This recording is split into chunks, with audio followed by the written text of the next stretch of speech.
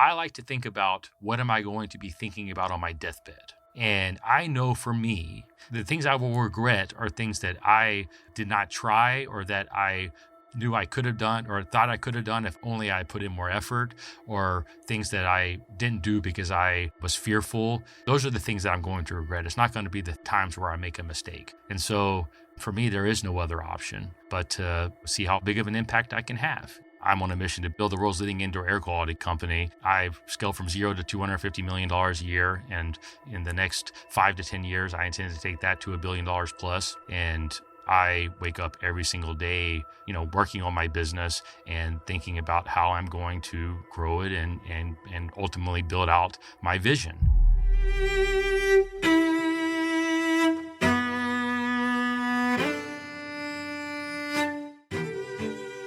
Welcome to The Knowledge Project. I'm your host, Shane Parrish.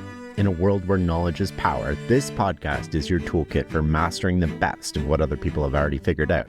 If you want to take your learning to the next level, consider joining our membership program at fs.blog/membership. As a member, you'll get my personal reflections at the end of every episode, early access to episodes, no ads, including this, exclusive content, hand-edited transcripts, and so much more. Check out the link in the show notes for more. Today, I'm talking with David Heacock, who left his Wall Street career to build a business selling air filters. What sounds like an unlikely bet has become Filterbuy, a $250 million manufacturing company producing over 100,000 filters daily and serving more than 7 million customers. David shares the real story behind his empire, walking away from Wall Street, constructing his first plant, navigating Amazon, and even the freight decision he now calls his biggest mistake. No startup platitudes, just hard-earned lessons from someone who's been in the trenches. We dig into what actually matters in building a business, hiring, managing at scale, branding versus marketing, why many direct-to-consumer brands aren't really direct-to-consumer at all. David talks candidly about balancing between obsession that you need for success and with family life at home. And importantly, throughout the podcast, you'll see the mindset of a founder in real time. Whether you're starting a business, scaling one, or simply curious about turning a bold idea into reality, this conversation is packed with actionable insights from someone who's done it and is doing it. It's time to listen and learn. You said you felt like an outsider at Goldman. Why did you stay so long? Well, I'm stubborn, and honestly, I had manifested my job at Goldman in a way. It's something that for years I had idolized and made happen in my life. I didn't go to an Ivy League school. I didn't come from a rich Northeastern type family that had, family and private equity and all the traditional feeders that lead to a finance career normally.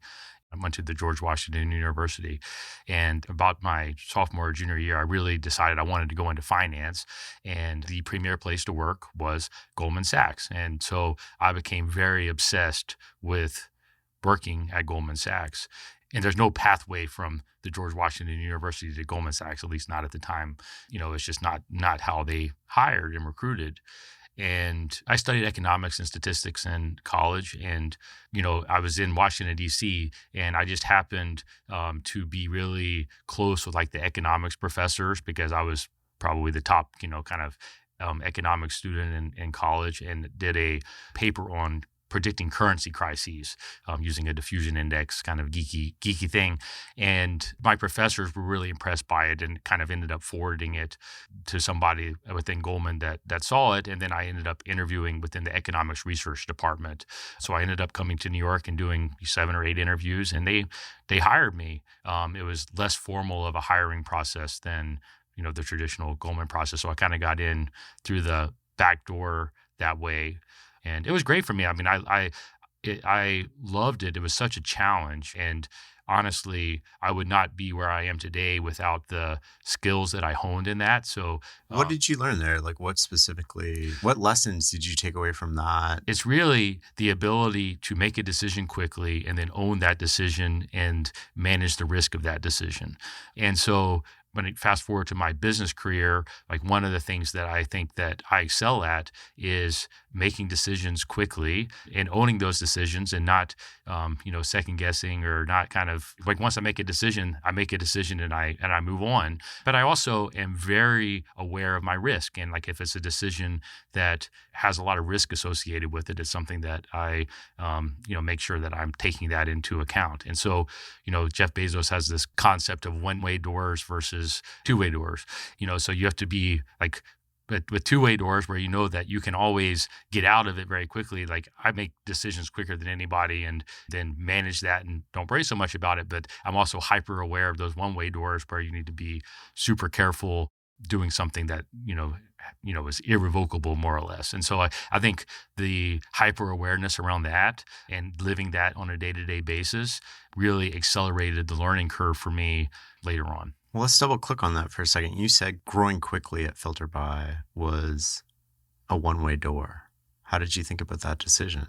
Well, I don't know that I said that explicitly, but I don't know that that would be untrue. I committed to my entrepreneurial journey fully when I made that decision. And so for me, it's ultimately a decision that I knew that I was going to own completely and there was no failing. And so, if I was going to frame it in the one-way door world, it would be around that. It's like I'm burning all the boats and I'm all in on my vision. And, there was a long convoluted story about how I ultimately got into that business. But when I left my job at Goldman and, I didn't know exactly what I was going to do, but I was determined to make it successful and to make it something big. And, a big motivation for me going so public with my personal brand in the last couple of months is really about burning the boats behind me because, I'm on a mission to build the world's leading indoor air quality company. And, I don't want there to be any other option for me. And I know if I come here and I tell you that, and I tell the people that are watching that I've effectively burned all the boats and I'm fully committed to that because I'm going to wake up every day and work towards that bigger vision. And so that was a very calculated one-way door, as you put it, because I don't want to give myself any other alternative. I love that. You mentioned the word obsessed earlier. That seems to take a negative connotation in culture, but I think you embrace it.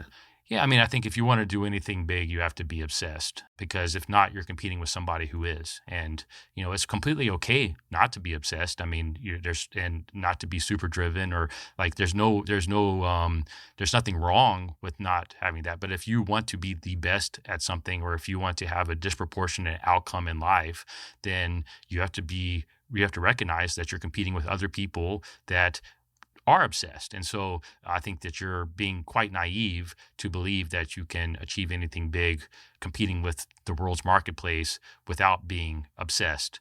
And so, I think that, it just depends on what you want out of life. Take me up close. What does obsession look like? What does it look like on a day-to-day basis? And what are the tolls or the costs that people don't see? I have on Filterbuy for 12 years, more or less.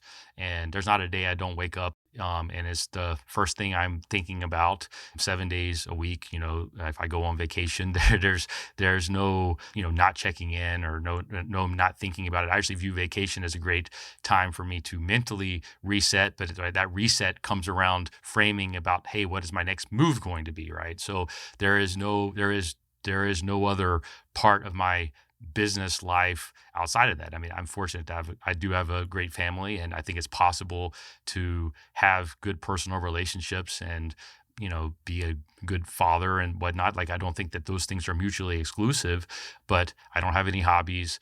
It's my family and my business and that is my life.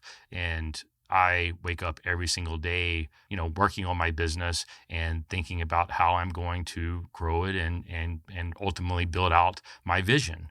And that is what obsession is. There is no, like I saw there was some controversial post a few days ago about how people shouldn't work on weekends and, talking about the importance of work-life balance and stuff. And, everybody's different and that's completely fine. But for me, my lived experience is if I want to do something in a big way, then I have to be all in on that. And, for me, that's burning all the boats and, waking up every day, working towards one vision. And that's what it looks like for me. After you had the first plant up and running, how did you decide what next? Walk me through sort of like, how do you go from that? How do you determine what the next step is? Well, I think that people like to look back and, kind of idolize it and act as if there was a plan, it was a plan all along, when oftentimes it's, evolution of skills and an evolution of your thinking. And, honestly, for the first 8 years, we only operated in Talladega, Alabama, where I'm originally from.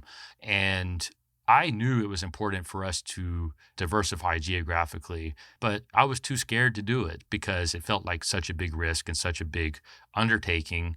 And I didn't have the guts, quite frankly, to go in and to do it. And then COVID happened, and I worked with the team to figure out how we were going to work through it. And we were getting so slammed. And about 2 to 3 weeks into that process of working with it, Amazon stopped third-party sellers from sending product into their warehouses. And at the exact same time, FedEx made the decision to cap the number of trailers that we were able to ship from our Talladega location because they were getting overloaded. So basically saying, we can't take any more business. And I was faced with the decision, do I either expand my geographic footprint, and I made the deal with FedEx to allow me additional capacity if I would expand it out and not overload just their Southeast network, or do I just raise my prices like a lot of our competitors did and milk this for what it's worth and, stay as we are. And I made the decision to open our Ogden, Utah plant in May of 2020 because after those discussions, and by July of 2020, we were shipping product out of there.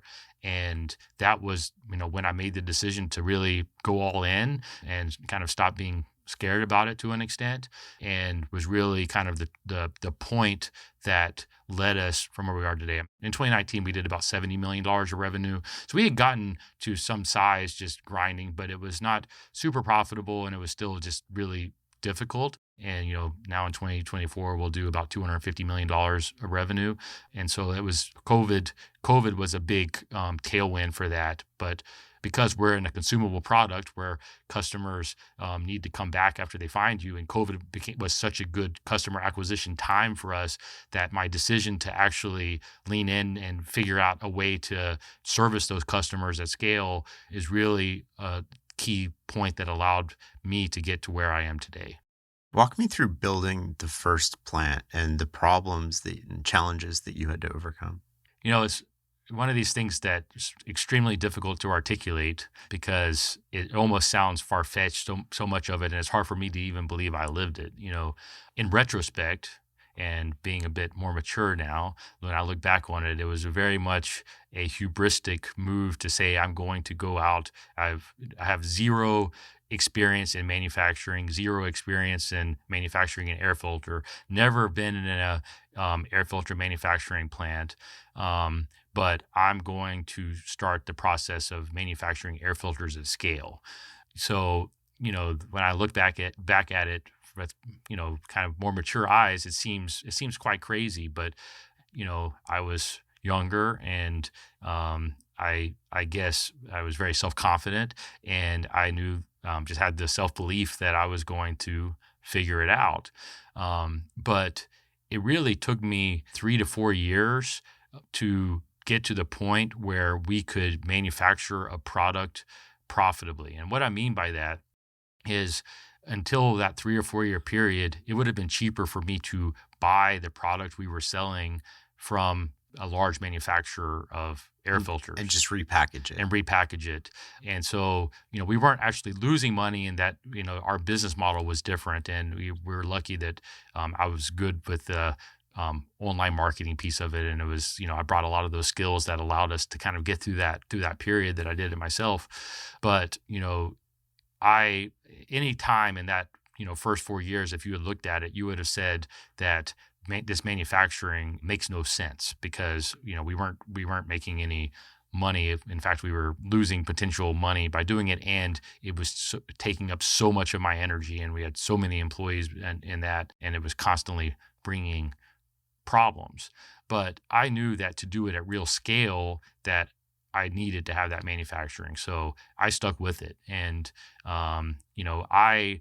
I was living in New York City at the time. My wife was, or still is, a radiologist at NYU.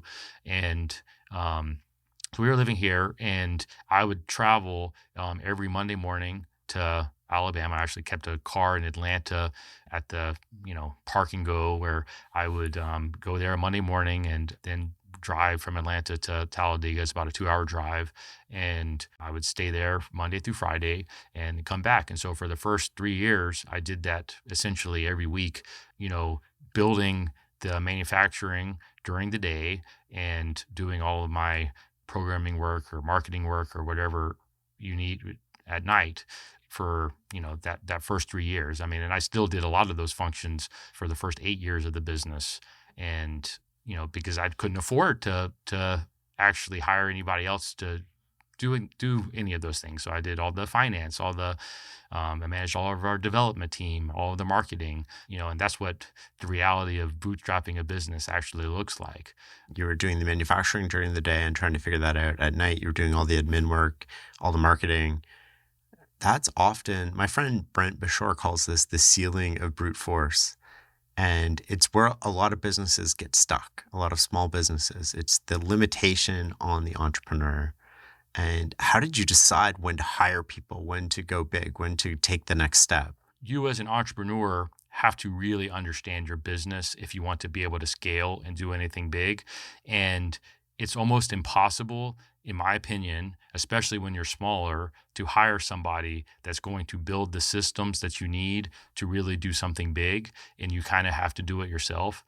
And at least that has been my experience. And I think that it sounds great to say, hey, I'm just going to go and hire somebody to do all of these things. But the reality is that if you really want to do something big, and if you want to do something different that there's not an established playbook for, which is what we have done, then it's your responsibility as the entrepreneur to go and figure all of that out. And we have a mutual friend in Dr. Gerner, and I actually have been working with her for about 2 years now, and I've really enjoyed that. But the one thing that she and I have been talking about a lot lately is that, I think that I'm at my best when I'm out there, building new systems, new frameworks, and getting them started to the point that, and solidified to the point that then I can bring in other people to actually manage them and improve them going forward. And so that's the framework that I like to think about it. And, I only know my lived experience. I don't know how other people live this stuff, but I think the fact that I understand our finance function, I understand our marketing function, I understand our manufacturing and operations function, I understand our shipping function, all with a great level of detail, puts me in a position that if you want to go and hire all of that out for your business and you want to compete with me, you're going to struggle. But it doesn't mean I do all of those things now. And I have a great team, and I've really worked hard at building a management team in the last couple of years to allow me to build, to grow and build this business. But I think as an entrepreneur, if you really want to grow a business, then it ultimately is your responsibility to go and figure out the systems and processes you need to grow. If you just want to maintain a business, that's a very different calculus. But if you really want to grow, then I think you as an entrepreneur have to take on that responsibility. Let's walk through a particular example. So you're doing all the functions, and then what was the key role you hired first? And I want to walk through how you hired them. Did you hire somebody who's done this at scale before? Did you hire somebody who, what were you looking for? Maybe it's a COO, maybe it's a CFO. What was that first role? And how did you decide, I want somebody who's done this at 100 million? Because you're trying to build $1 billion business. I'm not trying, I'm going to do it, but I hate the word trying. It's a pet peeve of mine. But yes, I intend to build I love that you corrected me. I intend to build more than $1 billion business. Honestly, I think, I intend to build the world's leading indoor air quality company, which I think is a $10 billion plus opportunity for a business easily. I've scaled from zero to $250 million a year. And, in the next 5 to 10 years, I intend to take that to $1 billion plus. I don't like putting an exact timeline on it because I don't believe that that is even that helpful, but that is the trajectory that we're on. And, like, I think we need to have an honest discussion about what you're talking about, because I am not the poster child you're going to put up for great hiring practices for management teams I and don't want the whatnot. poster child. I want the raw, real. The reality is I've been in this business for 12 years, and basically there's one person there that I hired 4 years ago, and they were my first marketing hire. So like I'd had some people that had kind of helped along the way. So like, if somebody's watching this, like there were a few other people that came in and out, but I effectively did all of the marketing for the first 8 years. And, so then the last 4 years, I've slowly been offloading pieces and pieces of it, but I'm still heavily involved in our marketing function as an example. But, now, like 18 months ago, I hired a CMO to be our chief marketing officer that oversees our marketing team. And she was probably the first of the higher level hires that I actually made, and she's still with us today.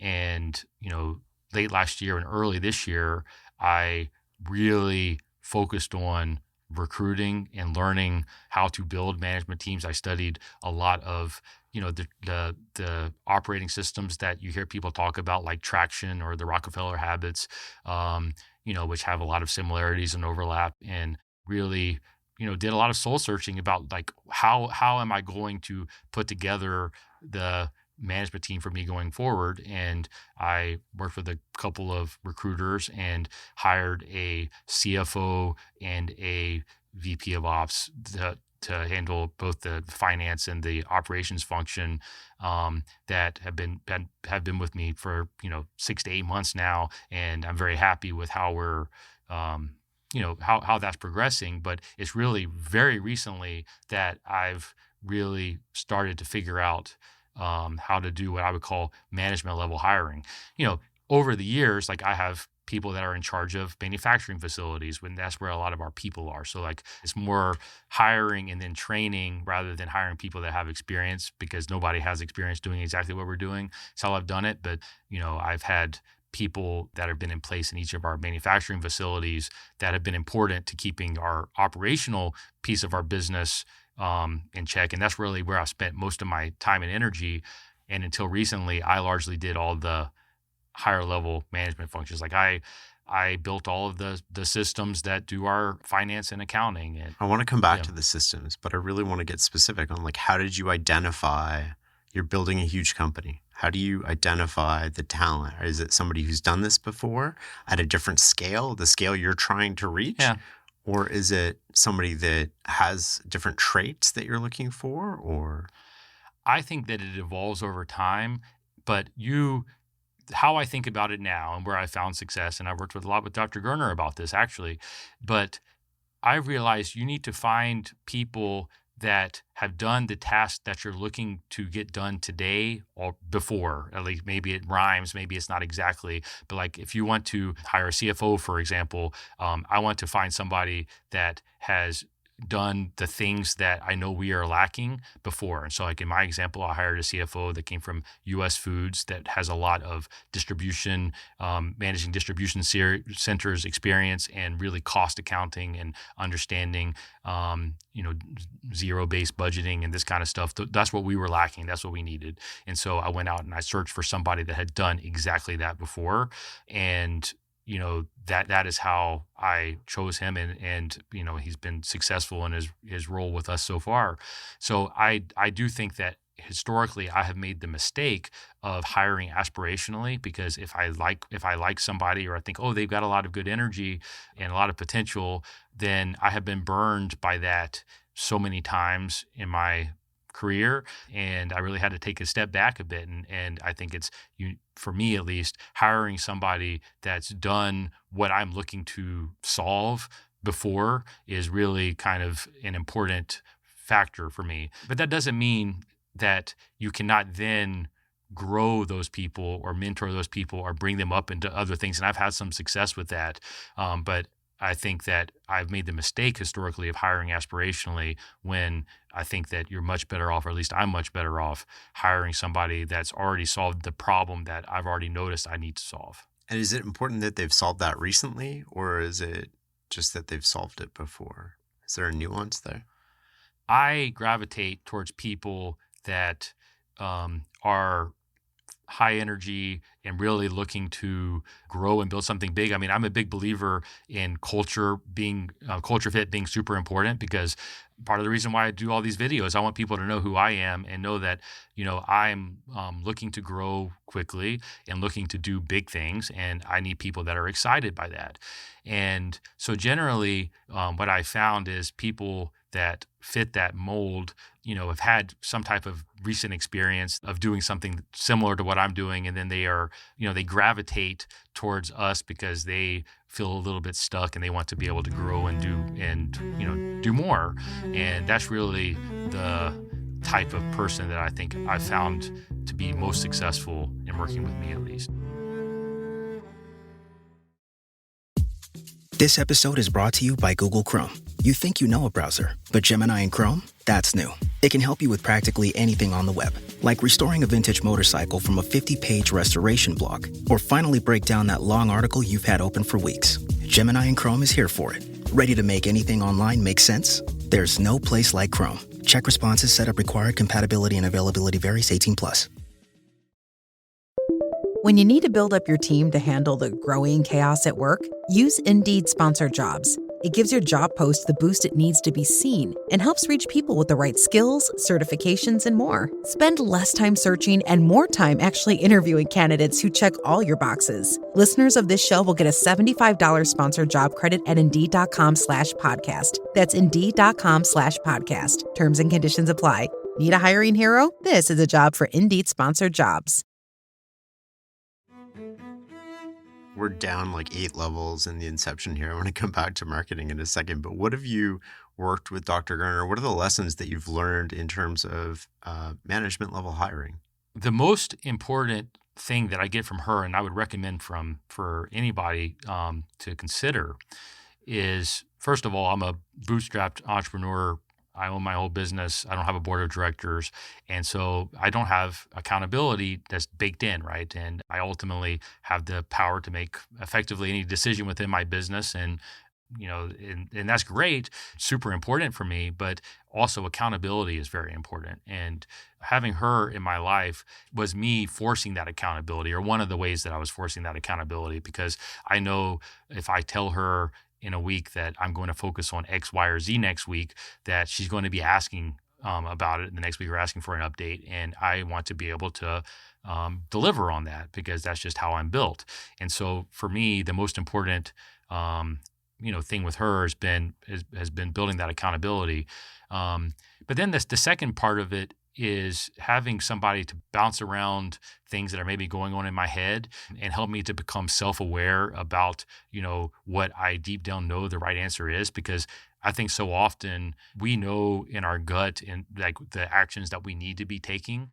And, they say that the easiest person to fool is yourself at the end of the day. And so it's so easy to talk yourself into believing things that you want to believe, but maybe that's a little bit different than what the truth actually is.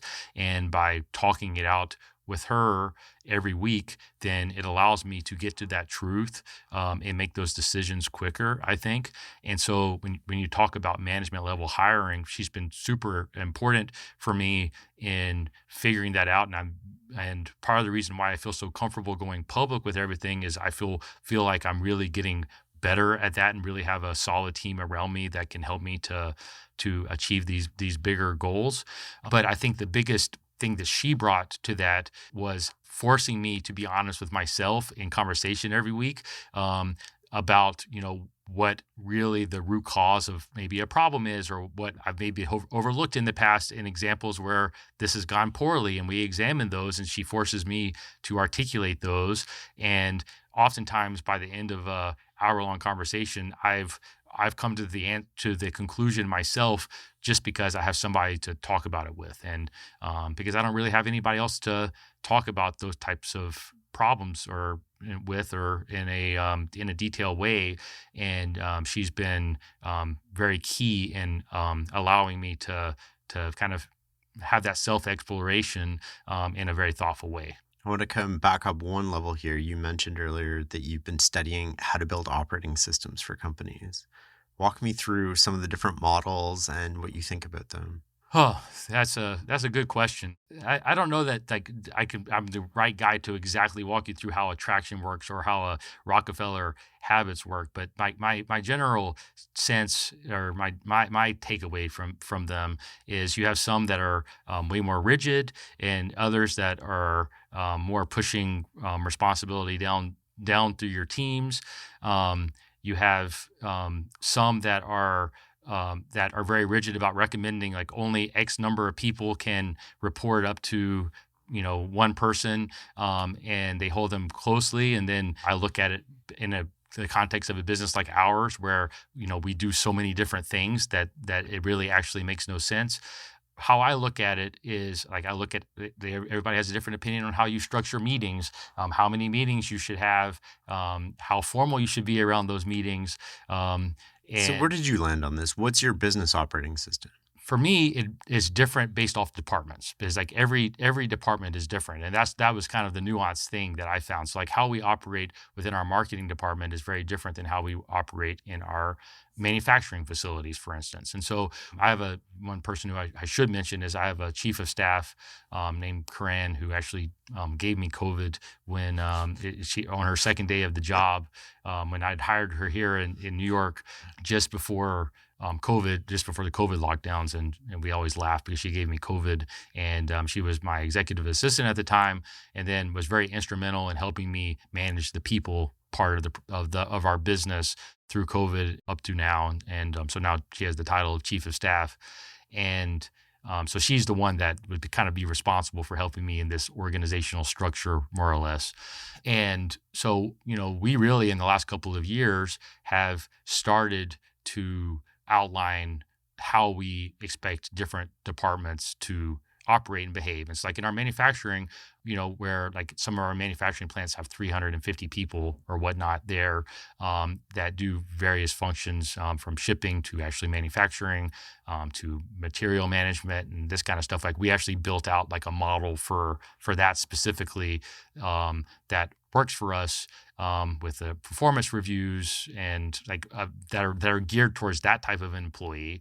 But then we actually have a different kind of more traditional traction like framework for some of our other departments, like our marketing department, where we're really working on, I guess they call them rocks and tractions, but like we have certain goals and objectives that we are looking to meet on a quarterly basis and on a yearly basis. And we have a 3 to 5 year plan and we operate within those departments more on that type of model. But the thing that I think is actually most important, or the thing that was most impactful for me that I took away from all of these operating systems was it all starts with a clear vision and a clear mission for the business that then has to roll down to all of the people that are working for that business. And I think one of the things that we lacked as a business, and my big takeaway from doing all of the research around these operating systems was ultimately the operating system doesn't matter as much as like what are you looking to accomplish?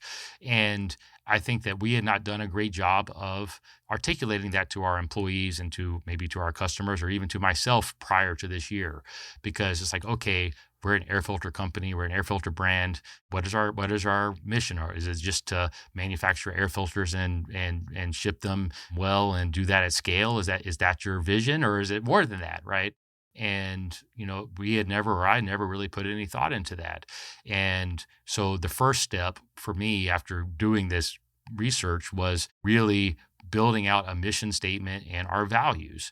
And I spent 2 or 3 months really soul searching on that and thinking through like, what matters and like what do I want to accomplish and what do we as a company stand for and what type of people do we want to attract and how do we want to judge our rate our employees or and whatnot. And I ultimately built out our mission statement, which to build the world's leading indoor air quality company, more or less. And we define what that means, as well as the company values.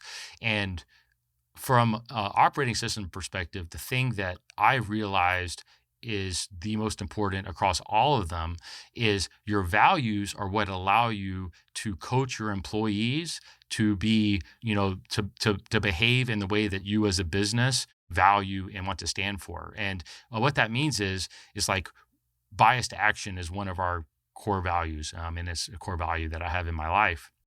And sometimes, like if an employee makes a mistake like that, it's like, oh, Joe didn't call me back, so therefore I couldn't Do get this this thing. do this thing, right? Like, that would be an excuse that somebody may come and give you. But then you're like, okay, how do I actually coach you on this? Because what am I supposed to say? Like, he didn't call you back, so you failed, right? Oh, it's not your fault. That would be one way of approaching it, and it's a hard thing to refute.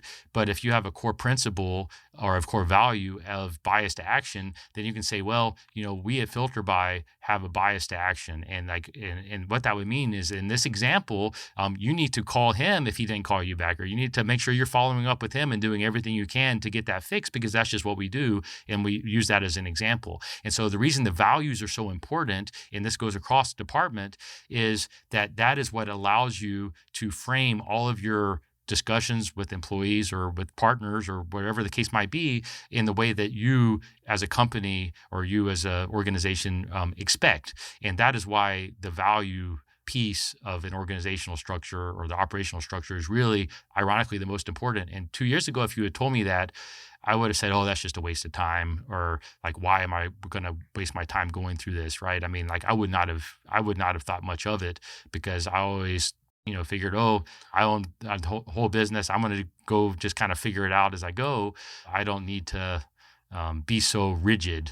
And I think that was a real mistake. I think a lot of our listeners would think when you say vision statement, mission statement, values, that they have the exact same skepticism that you might have had. How do you use the vision and the mission statement? Often there are things on a website or on a wall and people just like, whatever, doesn't matter. I loved how the example of how you actually took the values and you use them to coach people and you use them to make a difference in the company. So that was the big kind of aha moment for me, actually, was realizing we actually had a problem with a particular person when I was building these values and just kind of, going through the motions with it. We had a problem with an employee that, on the surface you would say, well, was there really anything they could have done? But like, I knew like there were actions that they could have taken that, would have taken a little more effort to get it done. I thought, well, this is the great example where, if we have a biased action in this example as a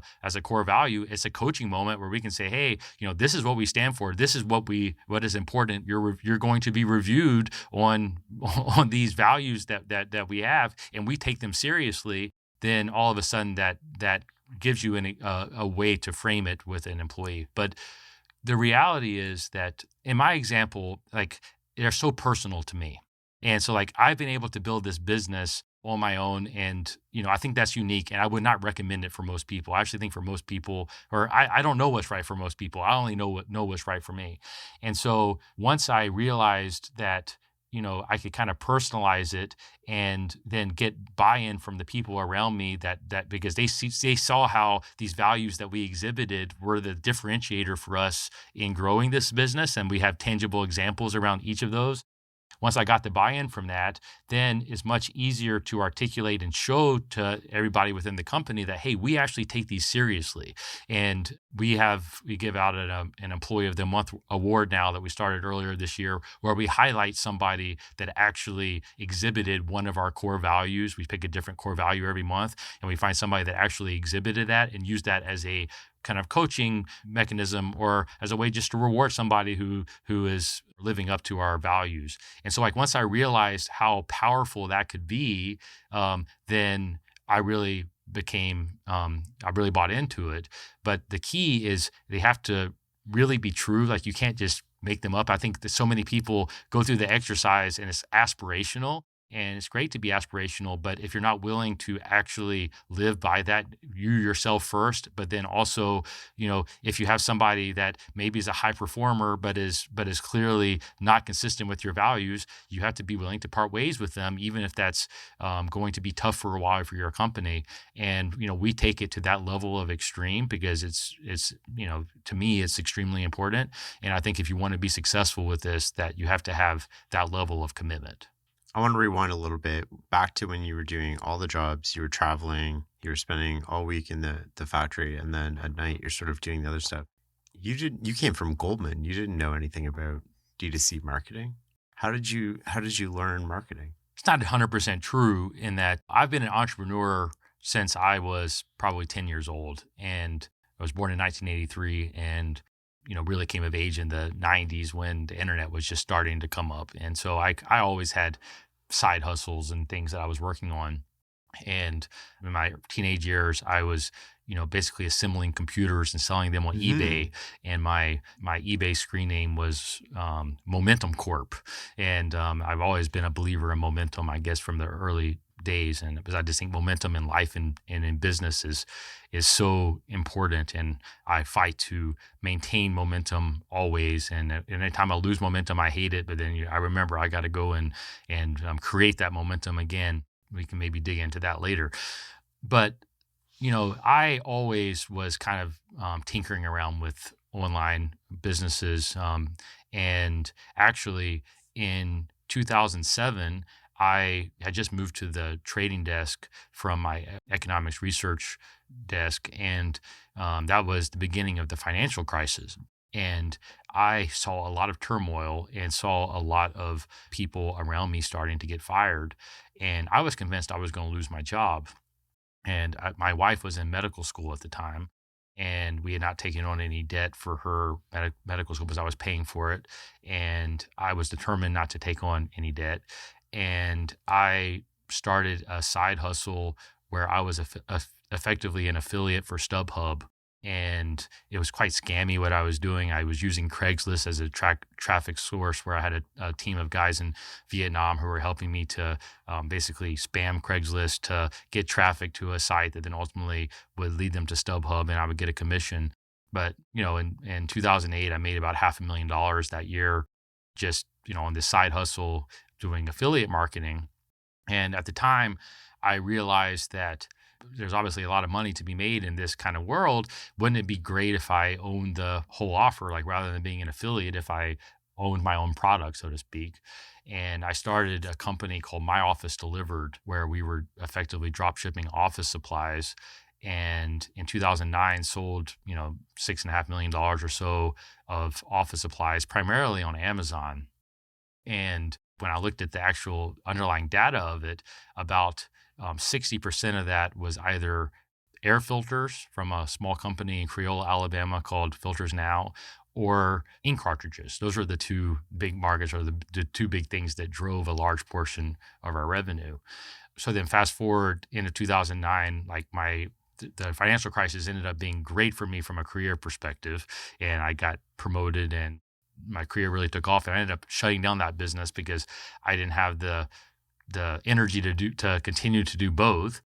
So I shut it down. But the reason I give you that answer, and it's something I talk about a lot with people, is, people always talk about money being the limiting factor in starting a business or doing something new.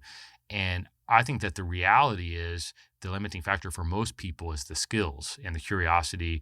And I, from an early age, was building those skills, building the online marketing skills, building the entrepreneurial skills that ultimately I'm still honing today. And it's just been an evolution over that long period of time. So it was something I was curious about from an early age, and kept tinkering and figuring it out. And so by the time I actually started the business, it was just a culmination of me, of all of those skills that I had already started to build. And then I just continued to build them, and I see opportunity and I lean into that opportunity. And I think that is the reality of how most successful people operate. And I think that, people are always looking for that cheat code or, that aha moment that's going to then change their life forever. And, if that happens for people, I've certainly never experienced it. For me, it's more of a slow evolution, and a compounding of skills and a compounding of knowledge over a long period of time, but with a consistent focus that's long term, that is immutable. And I think it's so hard for people to hold both of those things to be true. I know it's been hard for me in the past, but it takes a long time to compound to something meaningful, and for skills to compound. And it's easy to get impatient, but if you do it over a long period of time, you'll be shocked how far you can go. But it would not be fair to say, oh, I just woke up and learned marketing skills on this day. It was something that I had been interested in and kind of toyed around with for years, and ultimately honed them more and more, and still am homing them today. It's a never ending process. So let's talk about marketing. What does that look like? Is it Amazon, Google? I mean, I would assume people have intent when they're buying a filter. How do you think about marketing and branding? Yeah. So branding and marketing are two very different things to me. And we can go as deep as you'd like on it, but I actually would like to start with the brand a little bit, in that I, from the very beginning, was focused on building a brand. To me, like, if you look at any big company that stands the test of time or has, real value, it's really the brand. Nobody is searching for, or there are people that are searching for shoes, and there are people that are searching for Nike. You want to own the company that is Nike, because then you have no competition if somebody's searching for Nike. They're only looking for you. If there's somebody searching for shoes and you have to compete with all those people that are selling shoes, that's much harder game and not likely to stand the test of time. And so I recognized that early on, and it was important to me to build a brand. But you don't build a brand overnight. It's much like a reputation. It takes a lifetime to build, and it takes a second to ruin, and that's just true. But from the beginning, I really focused on branding, and, there's lots of nuances that go into that, but simple things like how we package all of our products, and like a lot of our competitors, especially early on, didn't do any packaging at all. They were just putting, generic filters into a box. And we've really, gotten more and more, much better over the years at really differentiating within our brand. And like, we've actually rolled out some new media with a partner with Kimberly-Clark to do it. And like, we really kind of innovated and work to make sure that we have a best-in-class product that people see, they resonate with it, and ultimately led us to launching in Walmart 2.5 months ago, which retail, I think, is something you may want to double-click on later. Anyways, branding was extremely important to me from the beginning. And, marketing to me is anything to raise awareness about that brand. But marketing without a good product or without a good experience is completely wasteful, because especially if you're in a high customer acquisition, type business, that you need that recurring revenue or that repeat revenue in order to be able to make it into a business. You have to have a good product and a good customer experience. So a brand all starts with that, just like a reputation. It's like, building that over a long period of time and all the elements that go into that. But then, from a marketing perspective, the business originally was built almost exclusively on what I would call intent-based marketing. And so, basically, if you search for air filter or any iteration of an air filter, like 20 by 20 by 1 air filter or 20 by 25 by 5 air filter or furnace filter or AC filter, HVAC filter on Google or Amazon or Bing, then, you're going to see us. And that's been the case for about a decade. Early on, my strategy was I wanted to suck all the oxygen out of the market, in that, I knew we were vertically integrated, and that means that our cost of delivering a product to a customer is as cheaper than anybody else's possibly could be. That's part of the nuance of our business model, because, we are completely vertically integrated, and we're really in the logistics business, not the air filter business. We manufacture an air filter for about $2 and sell it on average for $12. Unfortunately, that's not all just profit between the two. There's a lot of logistics involved in getting that product to the end customer. But because we've optimized all of that, I know that there's basically nobody that can compete with us on price if that was a deciding factor that I wanted to go out and compete on. We don't compete on price. It's just not something. You don't build a brand that way. But I knew that because of that, I had the kind of staying power from a marketing perspective and an intent-based marketing perspective to suck all the oxygen out of the rest of the market. And I did that even when it was hard early on, but I knew that if you were searching for an air filter or something related, that we needed to be the obvious choice based off of the, taking over all the ad spots that, would be related to that. And so that was, effectively the marketing strategy that got us to where we are today, more or less, right? I mean, that combined with great product, quick delivery, great branding, great quality, all of those things combined with, the sucking all the oxygen out of that intent-based marketing world is how we built the brand we have today. I mean, you fast forward now, on Amazon, we know because it's we have access to the data. It's pretty public. Between 1 in 4 and 1 in 3 filters purchased in the furnace filter category on Amazon is one of ours. So we really taken a ton of market share in that specific category just off of that long-term marketing strategy. How do you think about turning an Amazon customer where you don't get the data yourself, or do you? Are you shipping? Are you doing all the logistics? We fulfill 100% of our orders on Amazon. So you get all the customer data. I mean, we get their address. I mean, we have to ship it to them. Do you get their email address and stuff? No, you don't get their email address. But I know the question you're asking, and I think it's the wrong question, and I'll tell you why. Tell me why. If you are a brand, if you're a CPG brand, your goal should be to sell and be wherever your customers are. And I shouldn't care where you buy my product. I just want you to be buying my product. And so 60% of product searches start on Amazon. That's just a fact. Yeah. So if you are selling a product that you for whatever reason say, oh, I don't want to sell on Amazon, then you are basically ignoring 60% of your potential buyers. And so from the beginning, and a big motivation for me starting this business and the way that I did is I wanted to build a brand and a product that I could work with companies like Amazon rather than trying to compete with them. And when you own a brand and you own all of your manufacturing, then we're in a unique position to be able to do that.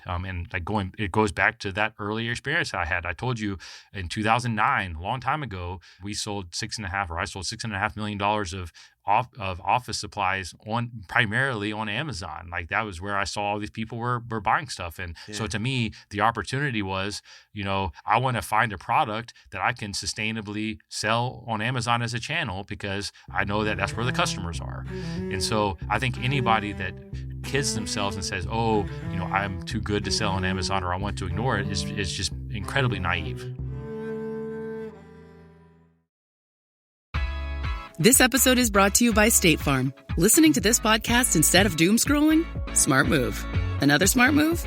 Getting help from one of State Farm's 19,000 local agents when you choose to bundle home and auto. Bundling, just another way to save with the Personal Price Plan. Prices are based on rating plans that vary by state. Coverage options are selected by the customer. Availability, amount of discounts and savings, and eligibility vary by state. Do you hear that? Sounds like breakfast is ready. Because Quaker's coming in hot with morning nutrition. 100% whole grain oats and a good source of fiber to fuel the rhythm of your morning and kickstart your day. And that sounds absolutely delicious. Fuel to start whatever's next. Quaker, official sponsor of FIFA World Cup 26.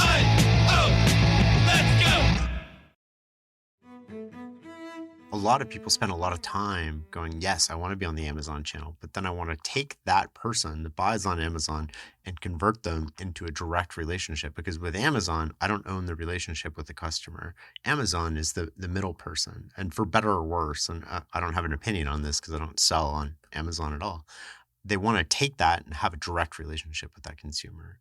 How do you think about that? Early on, I would spend some time thinking about that.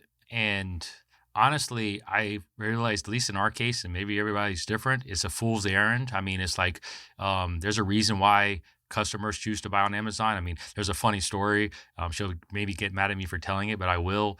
About 2 years ago, we needed some air filters at our house. And my wife actually ordered our air filters on Amazon. And it really irritated me at the time because I said, why in the world would you go on Amazon and buy our air filters? But for her, she was just doing a chore and she was looking for the easiest way she wanted to solve that problem. And we buy a lot of stuff on Amazon. And so she just went and clicked order on Amazon. And so that's my wife that made the decision to go and buy our product on Amazon. So I, quite frankly, gave up on spending any energy and worrying about it. I'm focused on building our brand and making the best products we can and giving the best customer experience we can. And if people choose to buy on Amazon, then that's great. I don't care where people buy us. Early on, I thought I would never get into retail, to be honest with you. And here I am. We just launched in 505 Walmarts and really have a big retail strategy going forward. 84% of retail transactions still happen in store. So, I can sit here and say, oh, I'm just going to sell online because I want to be a pure direct-to-consumer company. And that's fine. But to me, that is very short-sighted and you're losing a lot of potential customers in that process. I mean, that's the decision that you're making, but you'd have to at least know that you are making that decision. So that's really how I think about that is I've really stopped thinking about it. If that makes I any love all sense. the detail. Thank you for this. Keep going with this. Do you outsource the marketing to somebody else or do you have it all internally? And is that important and why? It's mostly internal. We do have an agency that we work with that I hired a few years ago that does manage some of our ad accounts that are more on autopilot, but it's just keeping best practices and keeping, things together. Like I built out all of our intent-based ad campaigns. Our budget next year is $42 million for our marketing in general. So we spend it's a $42 million line item for us, at least going into next year. I think it was $38 million this year. So it's a big line item for us, and we manage most of it internally. But what's so interesting still to me, my marketing team may not like to hear me say it, but it's like most of that money is still built on ad campaigns that I effectively launched 12 years ago and honed over that period, or 10 years ago. In Amazon's case, they rolled out their advertising a bit later, but it's not like those things have shifted all that much.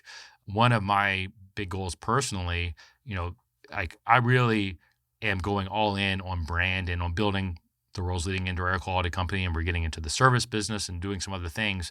And so for me, the next kind of step of marketing is building top of the funnel brand awareness. And that's part of the reason why I'm going so public now. And then we're going to start alongside me. I'm going to have people doing the same thing for the core Filterbuy brand that may appeal to different demographics than I would appeal to. And we're really kind of going all in on, that top of funnel brand awareness. We gave a Jeep away last year. We're doing big giveaways every month. We're doing things that are, not related to air filters, but that get us into a customer's mind. That's kind of where our marketing is going, and almost all of that's done in-house. You mentioned retail earlier. Why retail? Well, like I just said, 84% of transactions still happen in a store, whether you like it or not. And I just realized that, I know I keep coming back to it, but I truly am mission driven. I really live that. And I just know if I want to achieve my mission that I need to be where the customers are. And a lot of those customers are in retail. And as I tell the retailers, they offer a very different value proposition than we do. And I think it makes sense that they exist and we exist. And that, for us to get our shipping economics down, we incentivize customers to buy, a 4 or 6 pack at a time, because that's where you really get the best value, or we can deliver the best value to a customer. So online, on average, we ship 5.5 filters to a customer at any one transaction. But in retail, because it costs us the same to ship every single filter, whether it's wrapped in 4 or 1, it still takes up the same amount of truck space. We can give them 1 packs and they can compete in retail with our 4-pack per unit price on the 1-pack on the shelf. And so they're offering a different value proposition to the customer. The customer obviously has to go ahead and pick it up, and they have to do that extra work themselves. But if they're already there, maybe it's something that they would like to take. But for me also as a brand, we now are selling between 10 and 20,000 units a week in Walmart. And that's 10 to 20,000 potential new to brand customers a week that we are reaching just in our kind of trial 505 store period in Walmart. And so for a brand, that's a huge potential future customer acquisition channel for us, right? Because you have all these people that are now being exposed to our brand that maybe weren't being exposed to it before. And so that's really the motivation for going into retail. Why do people buy air filters? Like, what makes them buy your filter over 3M? Is it price? Is it convenience? Is it... I like how you put in versus 3M, our arch enemy, or at least they think so, although we're actually in very different games. There are a lot of factors, and it's a simple question that is a little more complex. Take a little bit of a step back. One of the things that makes us the most unique, I think, is that we sell to both the residential and to the business-to-business market. So like business-to-business is actually our fastest growing segment now, where we sell, direct to hospitals, hotels, gyms, you name it. And, all of our product that we manufacture is geared towards that commercial customer. And so it's, a higher quality beverage board and a double-sided frame and like little nuance type things that really make it a quality product that can stand up, even if it was put on an outside air handler unit. But that's the exact same product that we're selling to residential and to consumers, and we're able to do that at a comparable and oftentimes cheaper price than 3M. I'm not knocking them at all. I'm not looking for a fight with it. It's just, but they and a lot of the other companies that sell into the residential world only sell like residential grade or filters that are not really made for that commercial use. And so when they're putting them in stores, they're basically limiting themselves to residents, to homes. Same way with online, they're basically limiting themselves to homes when 70% of air filtration is actually commercial. And so 70% of air filters that are purchased for a commercial setting. And so I think online, one of the reasons why we have been able to gain so much market share is because, a lot of those commercial people see that and end up purchasing our product. But you combine that with the fact that we manufacture 300 different sizes as standard, and we have a team, in aggregate of 50 or 70 people that make custom filters all day, every day. So like if you have a crazy size filter, which in the US is quite common, that you can't go to the store and buy. And if it's not one of even the 300 sizes that we have, then we will make it for you and still ship it same day. So you get it next day or 2 days, depending on where you are. And so we have the infrastructure to do all of that. Whereas like the typical brands that are selling into places like Walmart may have a total of 20 different sizes that they sell, and they only sell through retail and they don't do all the rest. And the reality is that there are a lot of homes that have multiple sizes. And so if you have one odd size and you have all these other standard sizes, then we ultimately get your business because we have the whole catalog and we can get it to you quicker. So there are a lot of little factors like that that make a huge difference. Is that what you mean when you're in a different business than 3M, or is there another nuance to that when it comes to air filters? Yeah. So, 3M, best I can tell, I mean, they can refute it if they want, but but they mostly sell through retail, so like places like Walmart, Costco, and whatnot, and like that is their major distribution channel. And until this year, we did literally zero retail. So they did that, and they sell online, but that's basically the extent. And when they sell online, they're basically doing it through Amazon and Walmart and other retailers, which means they're effectively trucking in product to a distribution center. Then that distribution is taking it off the truck, taking it out of the case case packed boxes likely, then moving it around the country to their distribution network, then putting it back on a shelf, and then picking it again and putting it in another box and sending it to an end user. All of those are steps that we do not have in our supply chain, which means that the cost structure for us versus them through that network is very different. And my opinion, that a lot of these big companies actually subsidize companies like 3M, maybe unknowingly, to compete on price on online on some of these products, because the economics of shipping them and putting them through their distribution networks just would not make sense. Again, that's my opinion, but have studied the market pretty closely.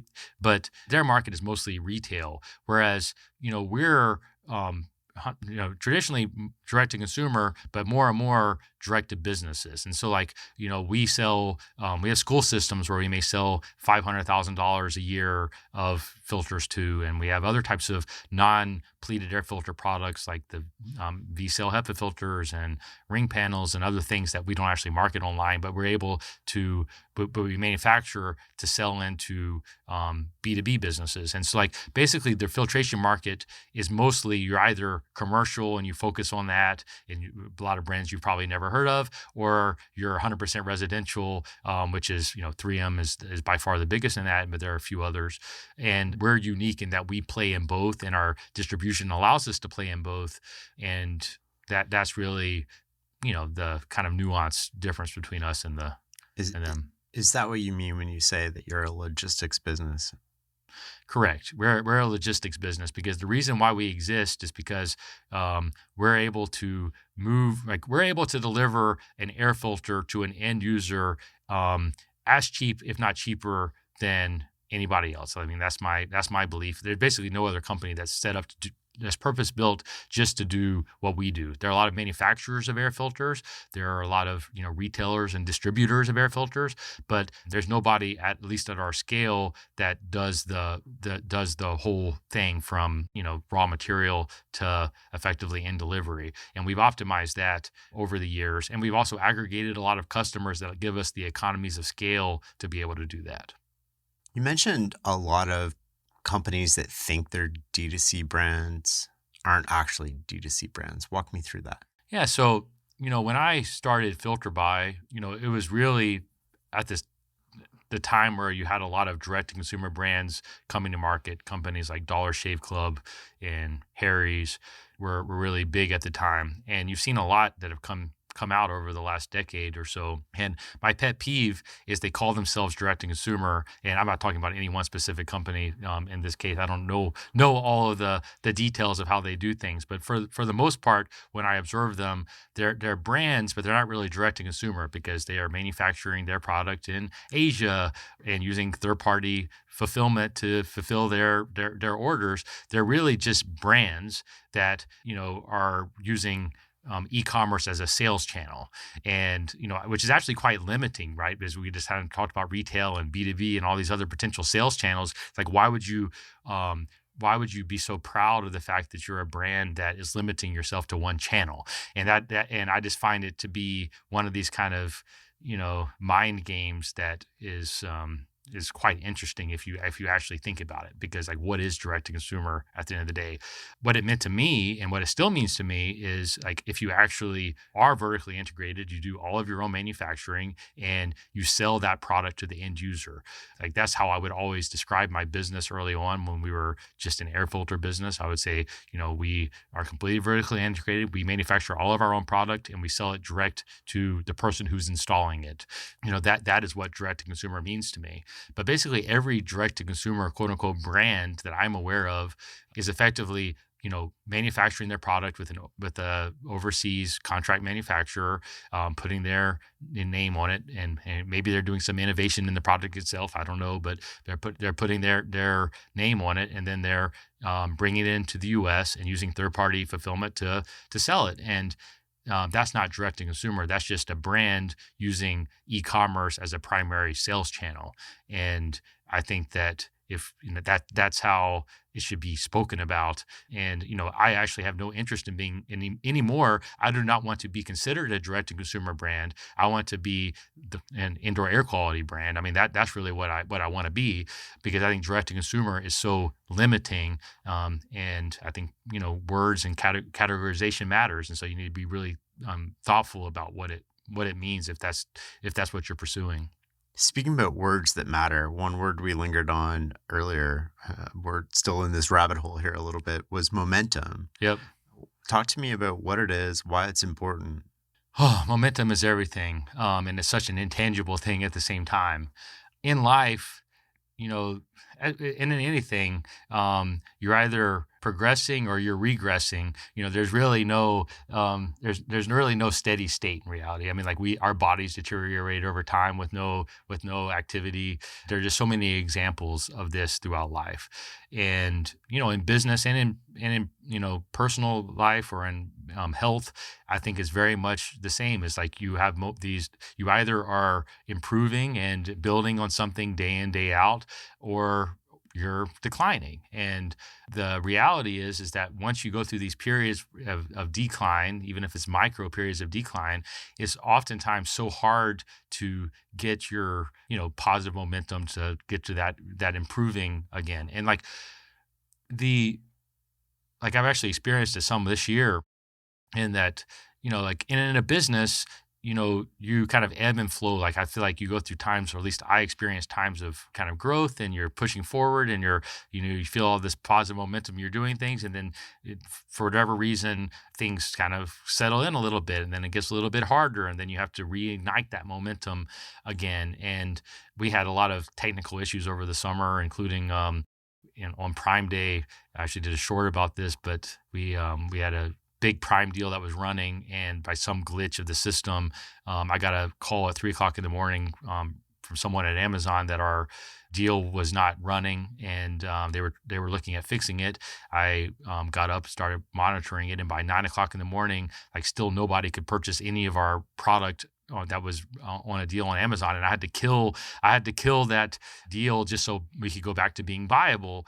And normally we would have expected an incremental $2 million or something of revenue on that deal that we didn't get. But I use that as an example because we had a few things like that happened, that just stuff happens when you're in business, and we had a much slower kind of few months in the summer than we were expecting, and I hated it. But I'd actually just hired a new CFO a couple months before, and he really took it personally, and he was I think maybe even a little bit worried. She's like, wow, we had all these kind of problems stack up, and but for me, I've been through that kind of situation so many times, it didn't even bother me. And we've actually now as a business gained a lot of momentum, and we're really kind of over indexing now from what we would have expected a few months ago. And that came from a conscious effort to really build momentum and build all the building blocks that you need in order to get that momentum from marketing and from sales and all the things that go into that. And it's just day in, day out grinding and pushing all of those things forward. And then you wake up one day and you're like, wow, we're over indexing again. And it's because you built that momentum in your system to allow that to happen. And I've done it so many times in so many aspects of my life that I know inherently when I've kind of lost momentum, or maybe I've lost focus on something that's important and I need to regain it. And I can consciously, push that momentum forward, or do the fundamental things that I know I need to do in order to regain that momentum if I repeat that consistently over some period of time. So it's definitely a muscle that you build. But that's how I feel about it. And I think so many people have bad things that happen to them, and rather than going back to the fundamentals and hey, how am I going to start to dig out and regain that positive momentum in this, they linger on it for too long and let it atrophy, and then it's much harder to get that momentum. So anytime I see things, whether it be in my health, a relationship, or business, so anytime I see things that are like starting to show some cracks and starting to slow down a bit, then I'm very conscious of that and say, oh, what do I need to do to get back to fundamentals to be able to put myself back on the path that I want to be on? What are the core fundamentals you use personally? Well, in doing this YouTube series, I've actually thought about this a lot. And so I do have a few traits that I can speak about that are important to me. But the very first one, which I recommend for everyone, but I whenever I say these things, is really a reminder to myself more than it is advice, although I think it is great advice, but it's focus. Time and again in my life, or really as an entrepreneur, I should say, is I've had the tendency to get distracted by a shiny object or by potentially another new business model that sounds interesting or would be fun to pursue.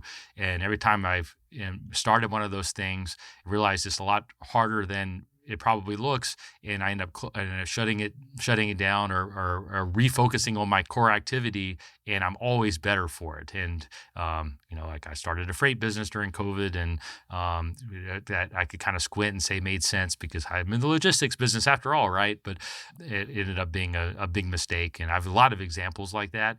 And every time that I've like really refined my focus and like kind of come back to the fundamentals as we talked about, I've been better off. And so that's why, having the focus around my mission and why you hear me talk about it all the time, because I'm reminding myself, I got to stay focused on that. Like either every activity that I'm doing has to be towards that singular focus, or I should not be doing it. And that's what focus means to me and why the mission part of it is so critical. And I think, people would be better suited to really be self-aware with themselves about what it is they really want out of life and be focused on, building becoming the person that gets them that. And so all those things are wrapped up in focus for me. Second kind of principle for me is persistence.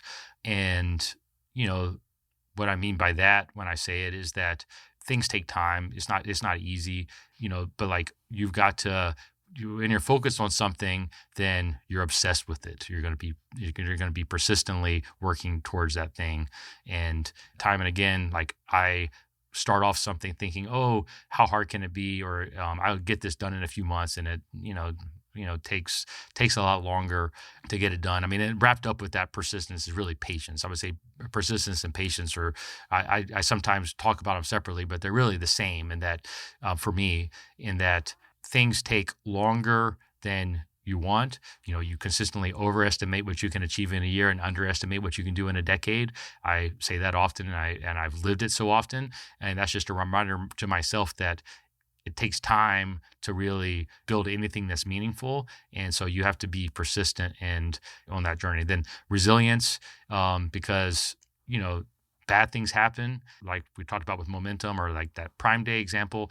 Bad stuff happens, but resilience is the muscle to know that, hey, I'm going to be able to solve it. There's no problem that is not solvable. And within business, I fundamentally believe that it's your responsibility as the entrepreneur or the business owner to solve them. And that's where resilience comes in. And so when bad things happen, you just have to remind yourself that that's just part of the game. And you got to step up to make it happen. And then the last thing that I really, live by is accountability and building accountability into my life and being accountable first and foremost to myself, but then having the self-awareness to know the areas where I'm weak and to build in the accountability structures in order to hold me accountable. And so like Dr. Gerner would be a good example. I realized I needed accountability within my business in a way that I didn't have. And so I put in the guardrail by working with her. I also work with a personal trainer 6 days a week, religiously. And because I'm accountable to him at 6:30, 6 days a week, even if I'm traveling. When I'm traveling, we do Zoom, and I'm in person, we do it in person. And we do that religiously. And I've done that for 3.5 years when I really decided to take my health seriously. And I knew that if I just relied on myself and my own willpower to make that happen, that it was something that wouldn't happen for me because I am obsessed with my business and I'm all in on that, and I'm always going to find excuses not to do it. But I created that accountability with the trainer, and so I look for ways when I know that I'm weak at something to create the accountability to force myself to do it. So those would be like the general kind of self principles that I live by and remind myself of every day. Eventually, everybody loses the battle with willpower. Willpower is not a strategy. That's why, kind of going back to your obsession point, the people that I think are really successful are obsessed, because when you're obsessed with something, you're not like, you don't need willpower, because it's all consuming for you, and that's what you do. I think that that's really why people need to lean into things that are more natural for them or interesting for them. It's not that, follow your dreams and everything's going to be great. I think that's awful advice, but you do need to lean into the things that you enjoy and are genuinely curious about. It's not like I enjoy air filters in and of themselves, but I love business, and I love the puzzle of that. And there are lots of pieces of that I can easily become obsessed with that are wrapped up in it. And so I think that, figuring out where your natural curiosity is super important, because that obsession wins, whereas willpower will break inevitably time and time again. I like that. Obsession wins, willpower breaks. Describe the hardest moment that you went through. Was there a moment when you wanted to quit and give up?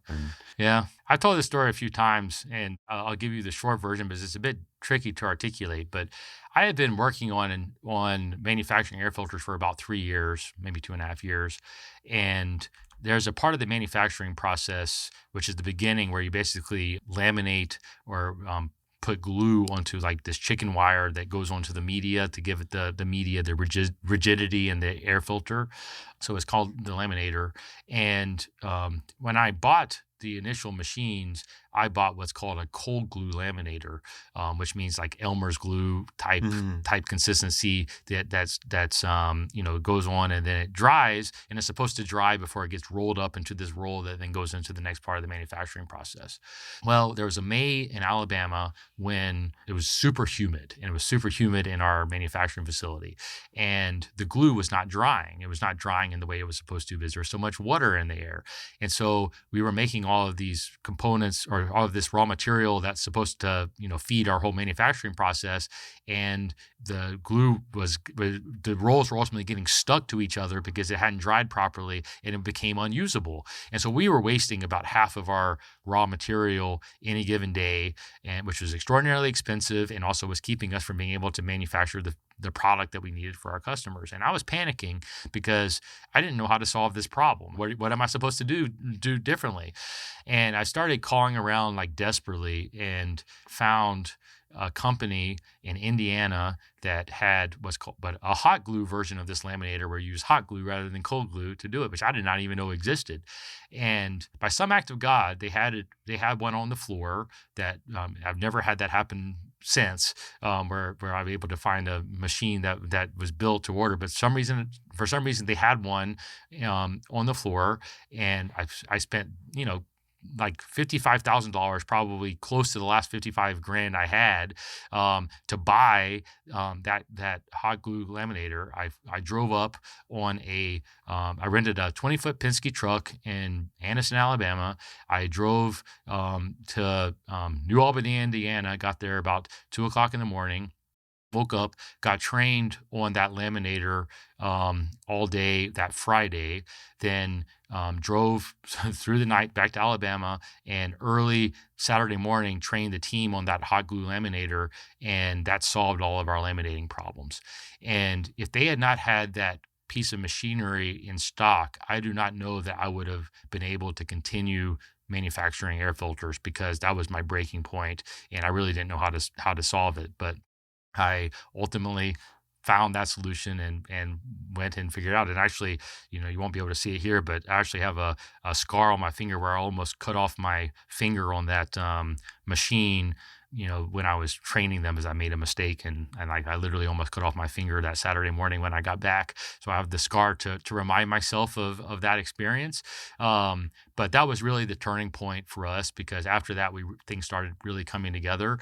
But that was 2.5 years into my entrepreneurial journey, and I would not have had the financial or, quite frankly, mental staying power to continue to do it if I had not been able to find that solution. But it's also very formative for me in that ever since then, I've been hit with a lot of problems. Some of them seem seemingly bigger than that. I mean, and that's just life, and that's certainly life in business.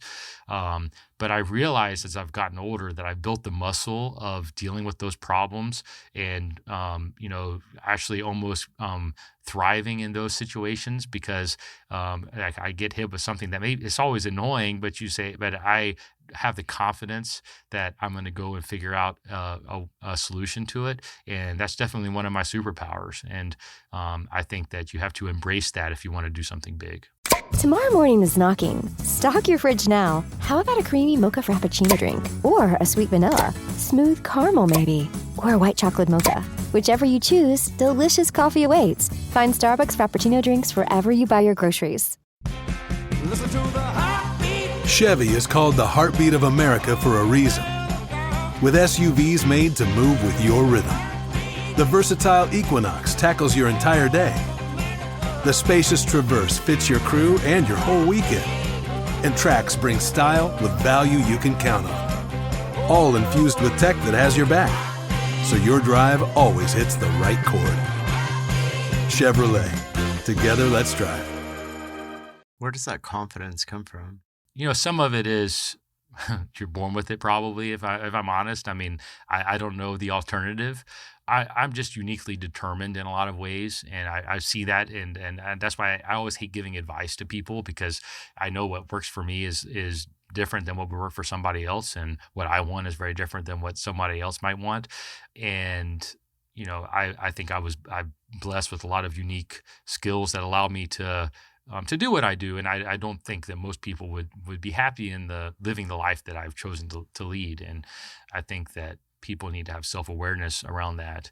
But I had two loving, wonderful parents that I think were very helpful for that, and so they definitely helped to instill that in me.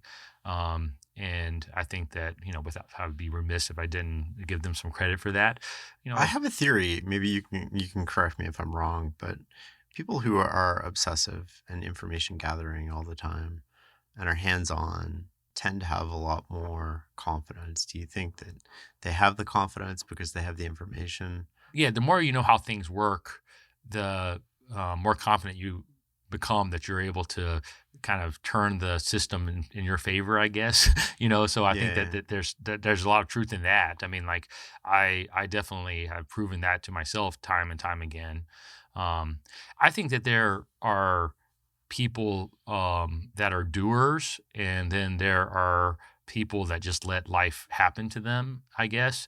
And I think that because I've been able to, over time, build more and more skills, more and more resources, or just compound things positively, that you get more and more confidence as time goes on. And that comes from experimenting and going down rabbit holes and that kind of stuff. And I think that that lends itself ultimately to confidence. I mean, I see so many people, so many friends even, like that from my finance days, that you look at and they made a lot of money on a relative basis, and some of them still make a lot of money but don't have the confidence. And I think it's because when you're working for somebody else or relying on other people to pay you or validate you, that you never really get the confidence that you can build as an entrepreneur when you're kind of out there making things happen on your own.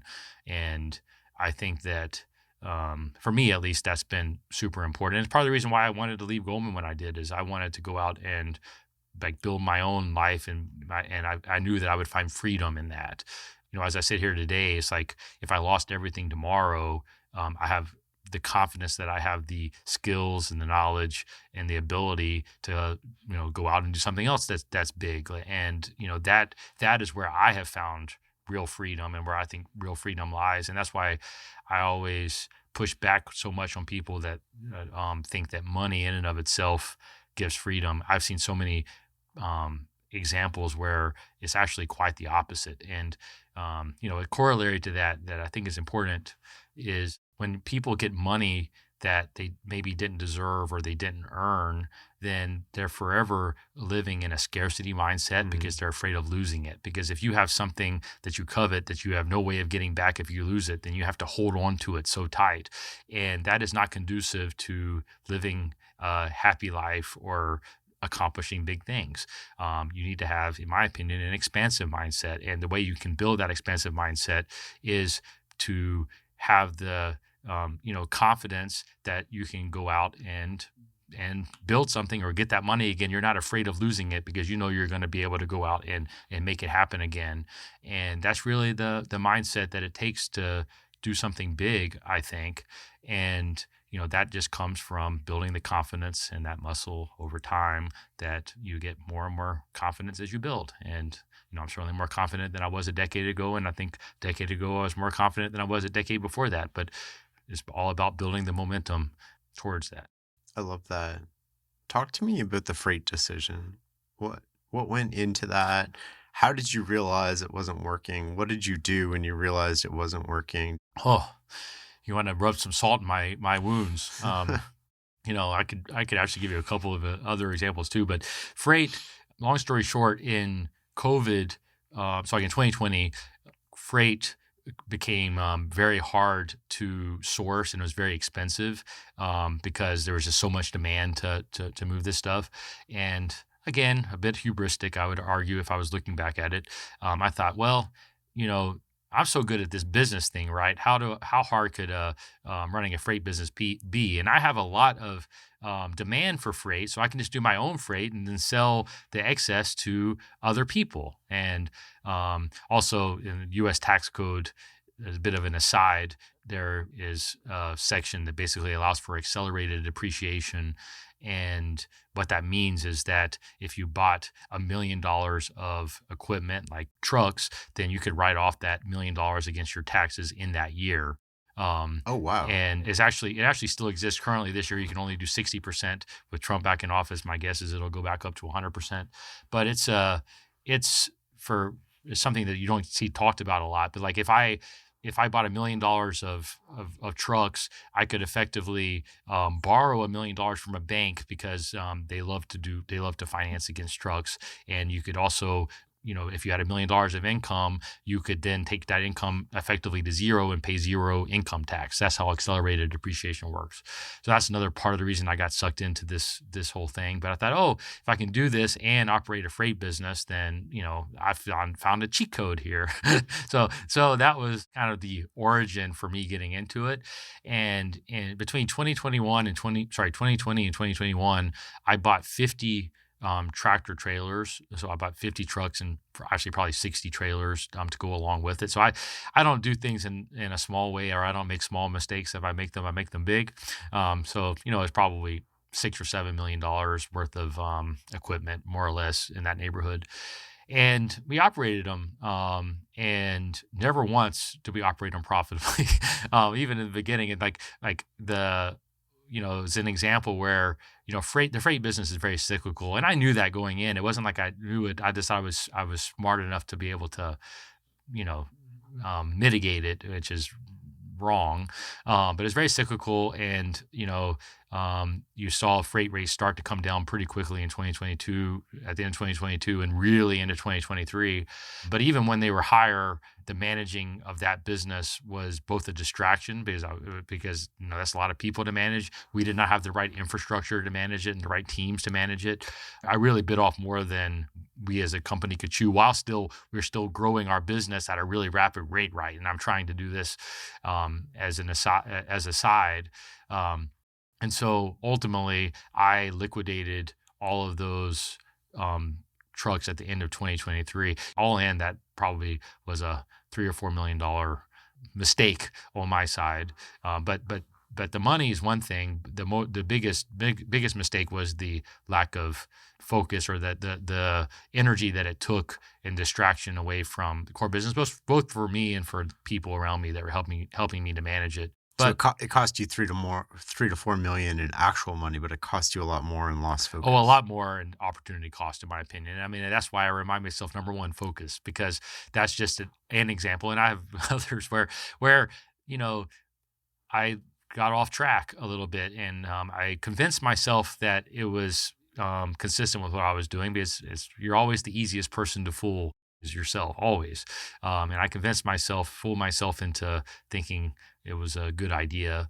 What's another example that comes to mind where you did that? Well, we actually did a video about it, but I effectively, in 2021, with a partner from Goldman, bought an HVAC service business in Hollywood, Florida, which is just outside of Miami. You're still operating this, though. Well, it's different now, and we can talk about what that is. It's a big part of what I intend to do in the future. But long story short, we bought this business, and when we started operating it, it became clear to us that it was not the business that we were sold. And what scale was it when you bought it? How much revenue? It was doing about $5 million of revenue, okay, and supposedly making $1.2 million of EBITDA at the time. That's a pretty good margin.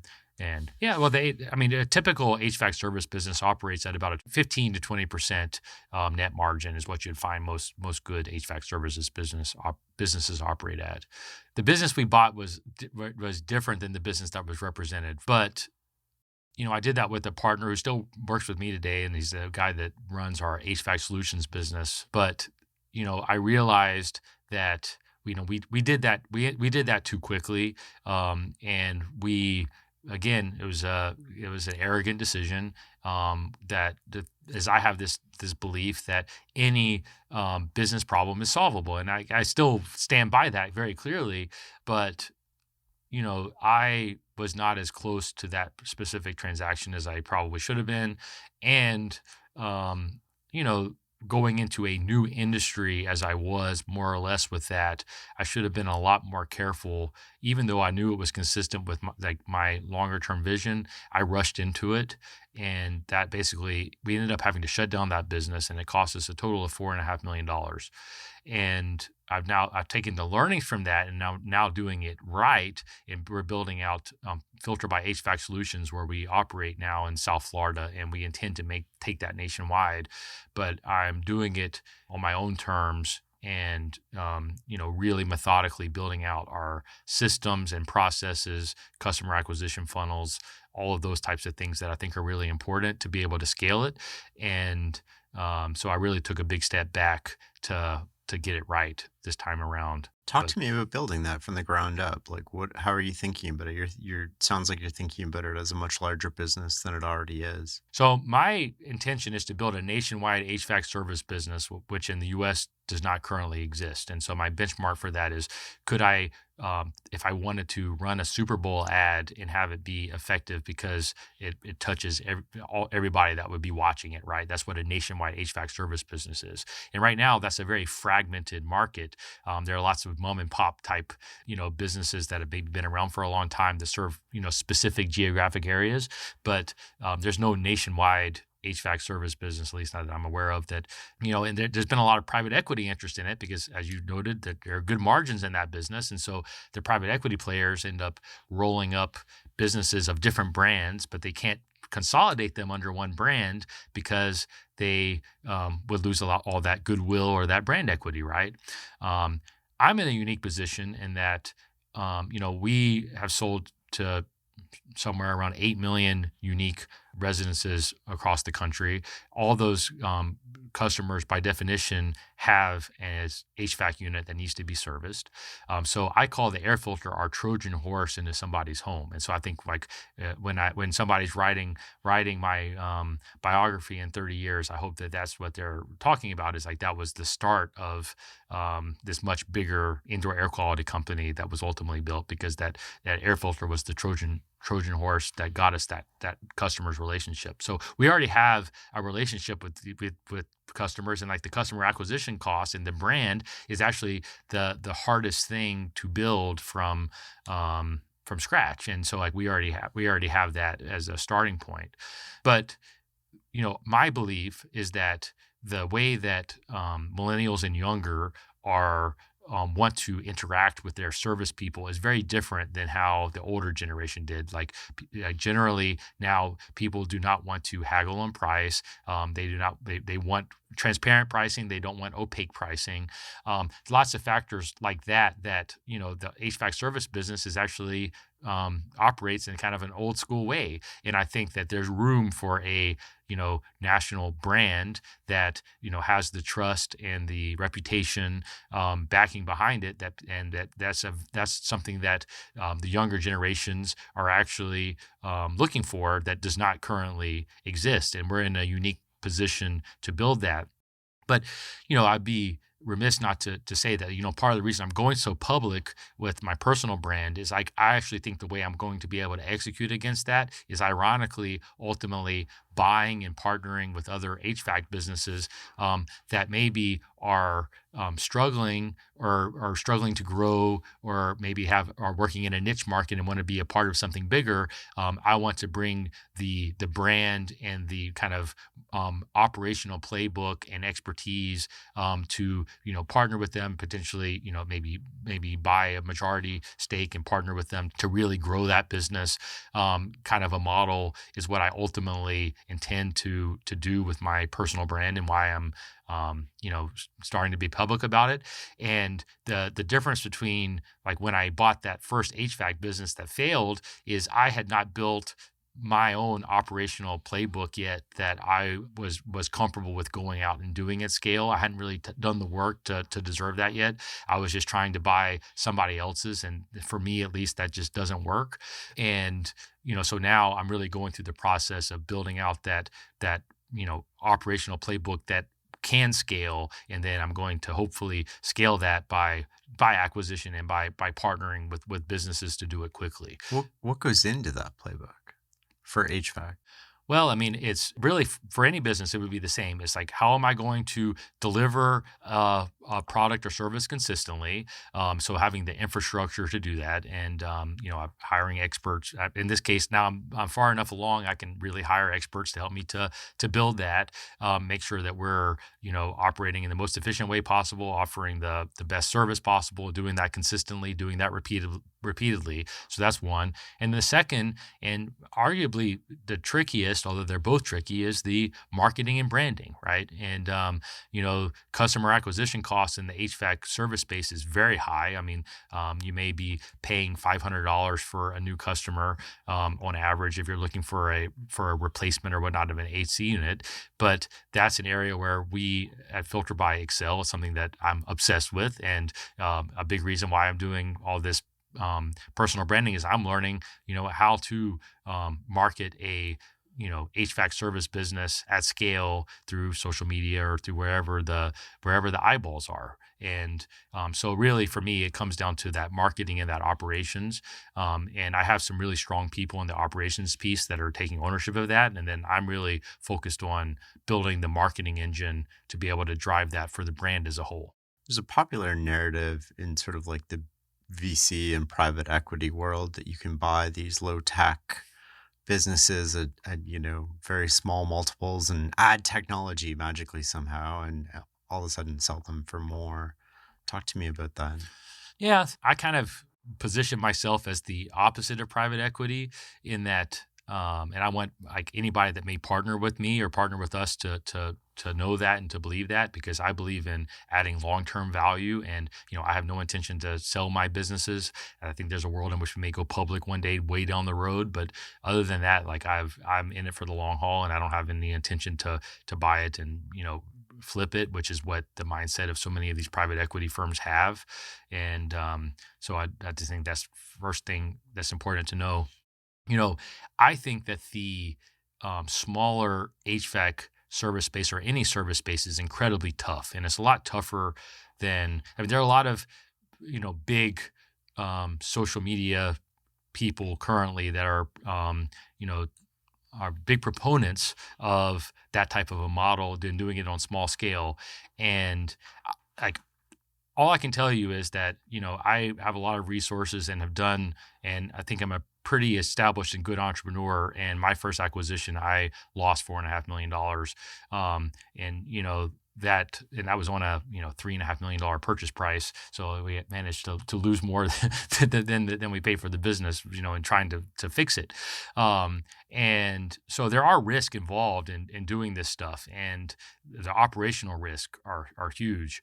And so I'm quite skeptical as to, especially on a small scale, people's ability to do it well. It doesn't mean you can't. I think there's huge opportunity if you can, but I think it's a lot more difficult than most people are articulating. And I think it's maybe because they don't really understand the risks that are associated with these. But to answer your question more specifically, there are certainly private equity companies that do this type of thing well, and in all types of spaces. And the ones that do it well understand the business that they're in really well and do build the operations that give you economies of scale for the smaller people or smaller entities that they're running. So like if you can consolidate, the ERP system that you're using across all your companies, so you have one expert that understands, Service Titan or whatever that might be, or you consolidate your, recruiting practices and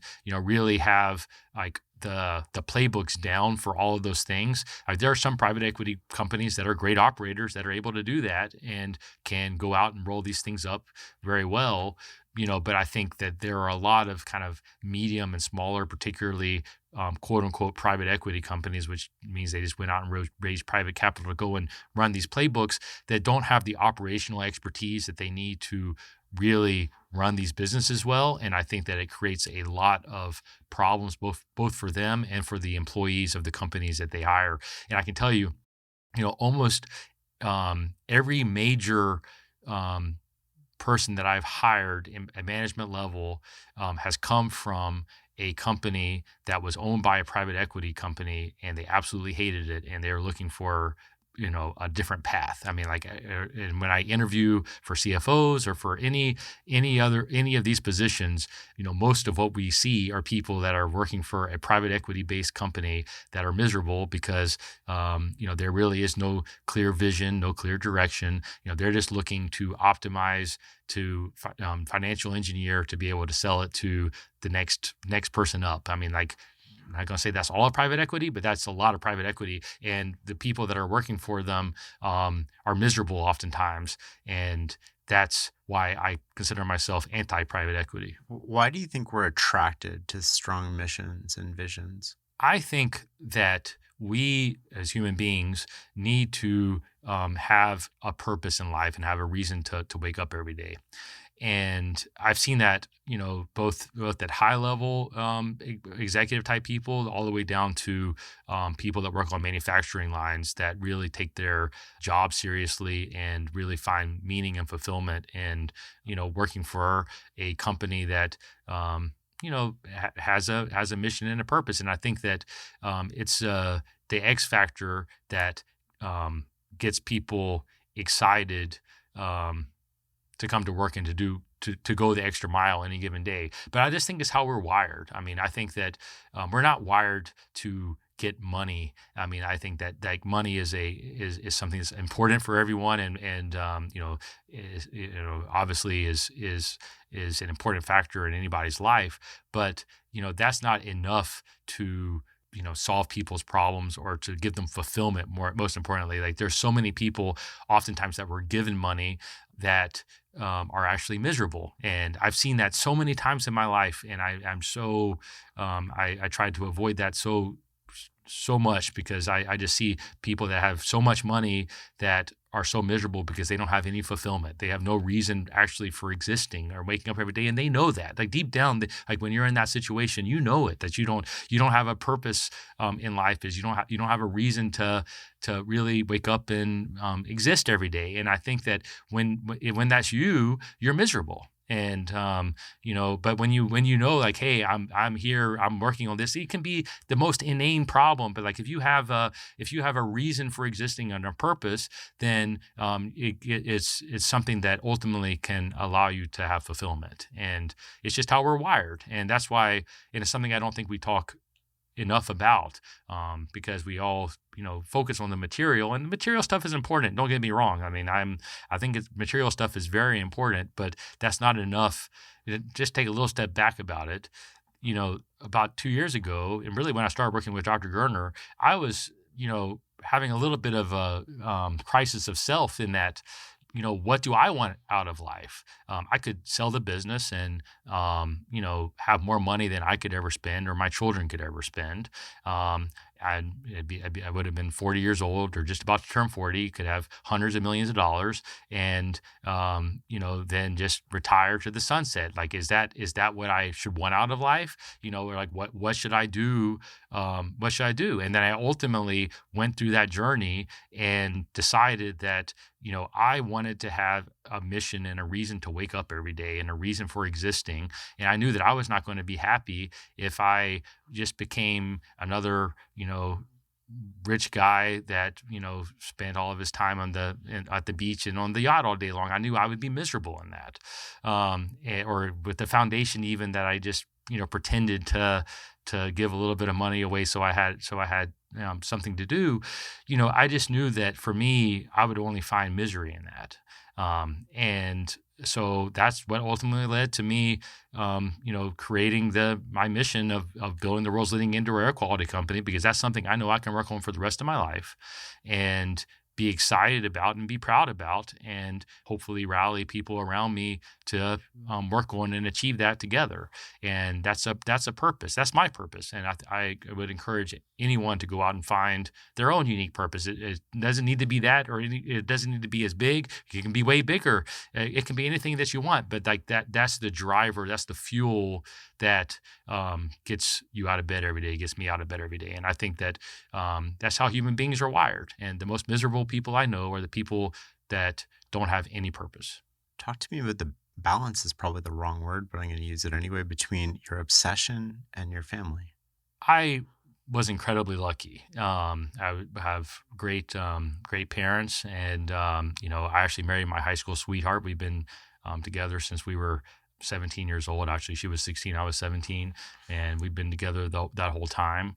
And 24 years now, I guess. And I got 3 young children, and I have a great relationship with them. And my wife understands who I am at a deep level, and never would try to change me, and she trusts me completely. And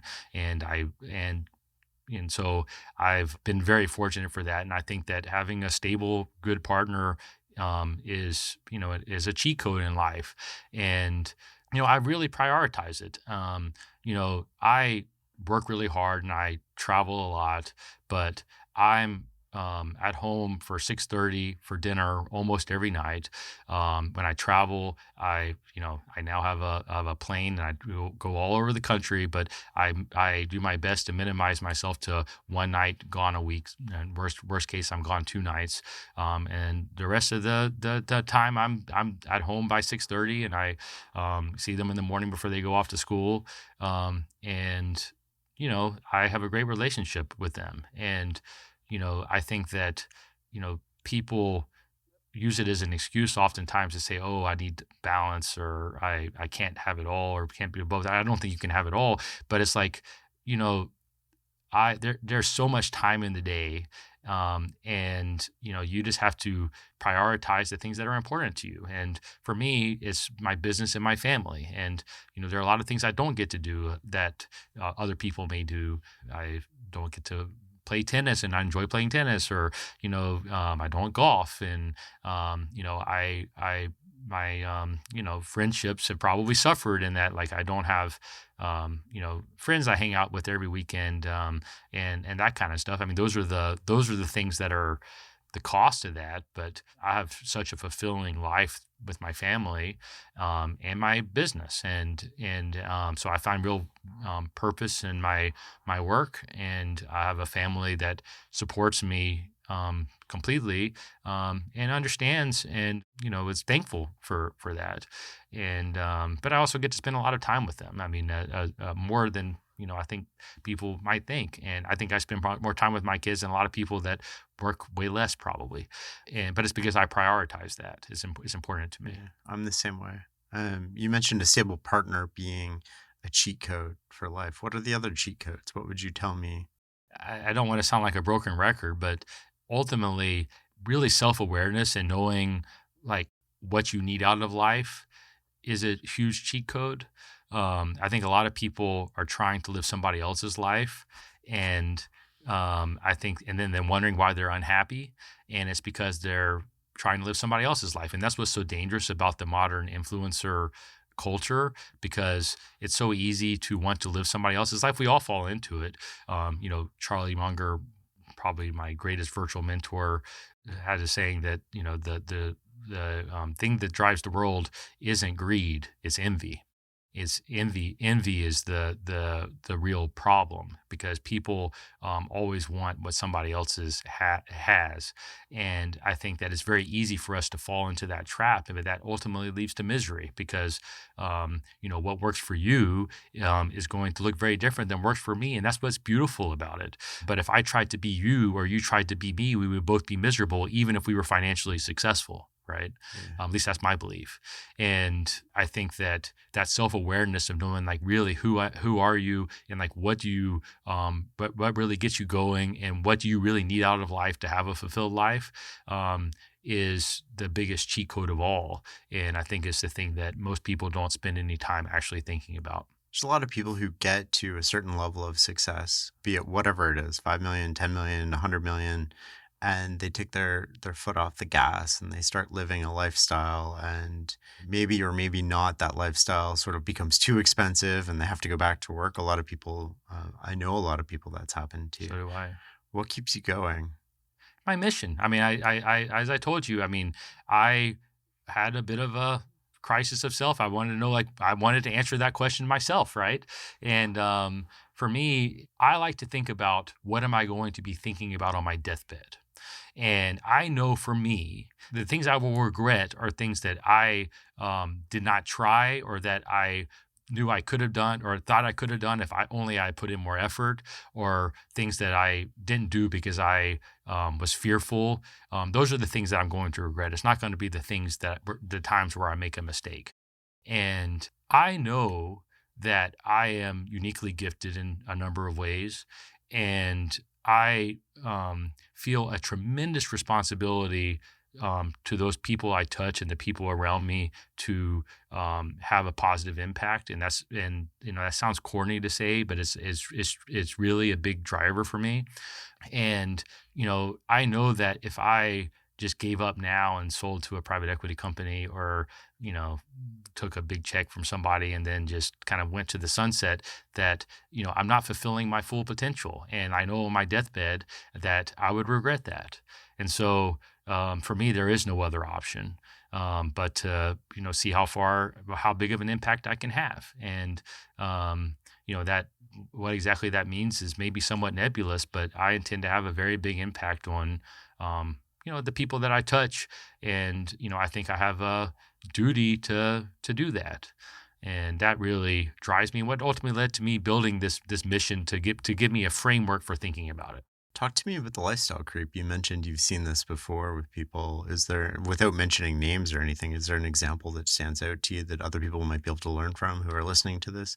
A lot of incredibly successful people listen to this. Yeah, well, the examples that I've seen come back to something we spoke about earlier in the conversation. But, when you're relying on other people or a paycheck or one income stream to pay your bills, and then it may be like if you're working in finance and you're making a few $1 million a year, then your lifestyle creeps up to that, and then you wake up one day and maybe you're not as marketable as you were before, and you don't have any other skills, and you don't have the muscle of building those new skills, and then you're in trouble. And I know a number of people that have lived that, because it's easy to think, oh, this is going to go on forever, and then it inevitably doesn't. And even if you have a lot of money, it goes back to that scarcity mindset. Because you're so afraid of losing it, you can't spend it, you can't invest it, you can't like take the risk that you need in order to be able to go out and build that lifestyle again, so to speak. And so most of the people that I've seen that have been impacted have come from like the finance world that, that is now declining as a share of GDP. And so, it's just contracting. There's not as much money as there was before. And then a lot of those people get to a point where then they're not employable at the same level, but they still have that same lifestyle. And even if they have, a decent amount of assets, they're then ironically taking less risk with them because they're afraid of losing it, which creates this whole negative kind of spiral with that. So that's what I have seen. I think it's easy to have lifestyle creep. I mean, like I look at I always talk to my wife. It's like, when I travel or go out, it's mostly work related. So like when I look at our personal expenses, like my wife is not a big spender, and I'm very thankful for that. But I look at it and these things add up so much, and you're like, how do regular people do this? Like it's easy. It's easy for that to happen. And the more successful you are, ironically, the more people take advantage of you, and it's in subtle ways, but it's definitely one of those things that happens. So I understand how things creep up, but I come at all of these things from a place of abundance, and I have the confidence to go out that I know I can go out and build what I've got to build, and I earn more than I spend, and I really do that through the business and compounding it. So I'm certainly fortunate, but I think the way that you ultimately combat it is to build the skills to be undeniable, and then you have the confidence that you can go out and earn what you want. I mean, I'm so averse to the thinking of, I need to cut my expenses and live like. To me, the answer isn't living a lower lifestyle in those cases. The answer is going out and figuring out a way to add value to be able to deserve that lifestyle. And that's not great advice for everybody. I mean, everybody's different, but that's just how I'm built and how I have to frame it and how I have to think about it. We always end on the same question, which is, what does success look like for you? What does success look like for me? You're on your deathbed. Yeah, is to not have any regrets of not doing something that I, knew I should have done, or not have tried something where I'm saying only if, that is the thing that I think about that every day. Like when I'm making a decision or deciding to go into something, am I going to regret not trying it? And so that's why this personal brand thing, I was private for so long, and I really was scared of going out and being so public, and especially in the way that I am now, or to, telling the world I'm going to do something so big. This really scared me. But, ultimately I know that if I didn't do it on my deathbed, I would say to myself, I wonder only if. And that is just not acceptable to me.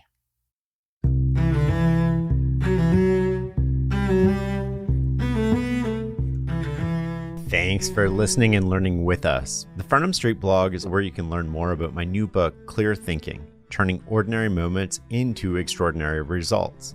It's a transformative guide that hands you the tools to master your fate, sharpen your decision-making, and set yourself up for unparalleled success.